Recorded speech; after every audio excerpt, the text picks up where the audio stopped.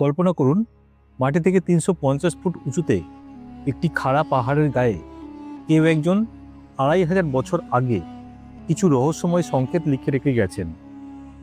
আর সেই লেখাগুলো পড়ার জন্য ব্রিটিশ অফিসারকে নিজের জীবন বাজি রেখে পাহাড়ের গায়ে ঝুলে থাকতে হয়েছিল। কেন জানেন? কারণ এই পাথরের গায়ের লেখাতেই লুকিয়ে ছিল বাইবেলের এমন কিছু সত্য যা হাজার বছর ধরে মানুষ খুঁজছিল। আজ আমরা জানব বেহিস্তুন ইনস্ক্রিপশন এর সেই রোমাঞ্চকর কাহিনী, যা না জানলে প্রাচীন পৃথিবীর ইতিহাস আপনার কাছে অসম্পূর্ণ থেকে যাবে। নমস্কার, আমি সৌমেন মণ্ডল। ডিকোডিং বাইবেল ট্রুথ চ্যানেলে আপনাদের স্বাগত জানাই। বেহিস্তুন ইনস্ক্রিপশন ছিল পারস্যের হামাদানের দক্ষিণ পশ্চিম জাগ্রস পর্বতমালার এক খাড়া পাহাড়ের গায়ে মাটি থেকে ৩৫০ ফুট উপরে খোদাই করা ২৫x৫০ ফুটের এক বিশাল উন্মুক্ত লো রিলিফ সাইন বা অল্প উঁচু খোদাই বা ভাস্কর্য খোদাই। এখন প্রশ্ন হলো, এই লো রিলিফ সাইনটা কি? সহজ কথায়, কোনো সমতল পাথর বা দেওয়ালের উপরিভাগ থেকে যখন কোনো ছবি বা অক্ষরকে খুব সামান্য উঁচু করে খোদাই করা হয় তাকে বলে লো রিলিফ, যা ফরাসি ভাষায় বাস রিলিফ। কেন বেহিস্তুন ইনস্ক্রিপশনকে লো রিলিফ সাইন বলা হলো? তার কারণগুলো হলো, ১ নম্বর কারণ হলো খোদাইয়ের ধরন। পাহাড়ের খাড়া গাত্রকে পুরোপুরি না কেটে শুধু উপরের স্তরে রাজা ডেরিয়াস এবং অন্যান্য বন্দীদের ছবি ও লেখাগুলো খোদাই করা হয়েছিল। এটি দেওয়াল থেকে খুব বেশি বেরিয়ে থাকে না, তবে হাত দিলে উঁচু নিচু অনুভূত হয়। নাম্বার ২ হলো নকশার ধরন। প্রাচীন পারস্যে রাজাদের বীরত্বগাথা বর্ণনা করার জন্য এই লো রিলিফ পদ্ধতি খুব জনপ্রিয় ছিল। এর ফলে অনেক দূর থেকেও রোদের আলোয় ছায়ার সাহায্যে খোদাই করা ছবিগুলি স্পষ্ট দেখা যেত।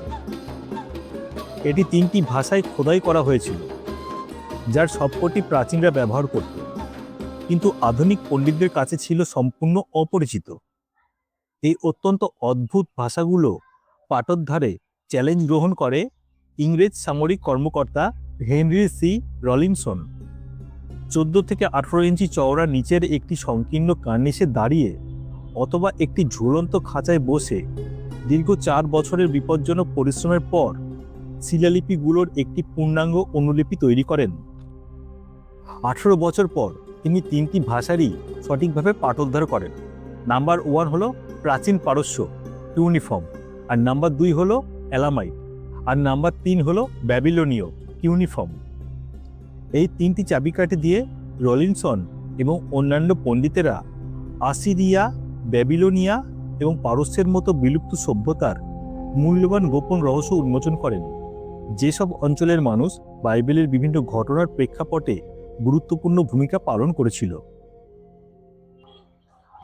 এবার আমরা যেটা দেখব যে বাইবেলের সাথে এই বেহিস্তুন ইনস্ক্রিপশনের কি সম্পর্ক। বাইবেলের সাথে এর সম্পর্ক মূলত ৩টি ক্ষেত্রে। নাম্বার 1 হলো বাইবেলের রাজা ডেরিয়াস যে বাস্তব তার প্রমাণ। বাইবেলের এজরা বা ইসরা বইয়ে পারস্যের রাজা ডেরিয়াসের কথা বারবার বলা হয়েছে। তিনি ইহুদিদের জেরুসালেমে ফিরে গিয়ে তাদের পবিত্র মন্দির বানানোর অনুমতি দিয়েছিলেন। এই পাহাড়ের খোদাই করা লিপিটি সরাসরি সেই সম্রাট ডেরিয়াসেরই আত্মজীবন। এটি প্রমাণ করে যে বাইবেলের বর্ণিত সেই রাজা সত্যিই ছিলেন এবং তিনি ঠিক ততটাই শক্তিশালী ছিলেন যতটা বাইবেলে বলা হয়েছে। নাম্বার ২ হলো বাইবেলে বর্ণিত জাতিগুলির সত্যতা। বাইবেলে অনেক প্রাচীন জাতির নাম পাওয়া যায়, যেমন এলামাইট, মেদীয় ইত্যাদি। এই পাহাড়ের গায়ে রাজা ডেরিয়াস যে ২১টি দেশে জয়ের কথা লিখেছেন, সেখানে বাইবেলে উল্লিখিত এই জাতিগুলোর নাম হুবহু পাওয়া গেছে। এমনকি অনেক ঐতিহাসিক মনে করেন সেখানে খোদাই করা সাকা এবং গিমেরি জাতিরাই হলো বাইবেলের ইসরায়েলে হারিয়ে যাওয়া 10টি বংশ। নাম্বার ৩ হলো বাইবেলের ভাষার রহস্যভেদ। এই বেহিস্তুন ইনস্ক্রিপশন আবিষ্কার হওয়ার আগে মানুষ বাইবেলের সময়ের লিপিগুলো পড়তে জানতো না। এই পাহাড়ের লেখা পড়ার মাধ্যমেই মানুষ প্রাচীন ব্যাবিলন আর আসিরিয়ার ভাষা শিখল। আজকের এই রহস্যময় যাত্রা আপনাদের কেমন লাগলো? সম্রাট ডেরিয়াসের এই বিশাল কীর্তি কি আপনাদের অবাক করেছে? কমেন্ট করে আপনাদের মতামত জানান। আর হ্যাঁ, যদি ভিডিওটি ভালো লাগে অবশ্যই লাইক দিন। পরবর্তী ভিডিওতে আমরা দেখব দ্য টেল এল আমান্না ট্যাবলেটস, মাটির ফলকে লেখা ৩,৫০০-এর পুরনো রাজকীয় চিঠিগুলো, যা আজও মিশরের ফারাওদের গোপন ইতিহাস উন্মোচন করছে। দেখা হচ্ছে পরের ভিডিওতে। ততক্ষণ সবাই ভালো থাকবেন, সুস্থ থাকবেন। জয় যিশু।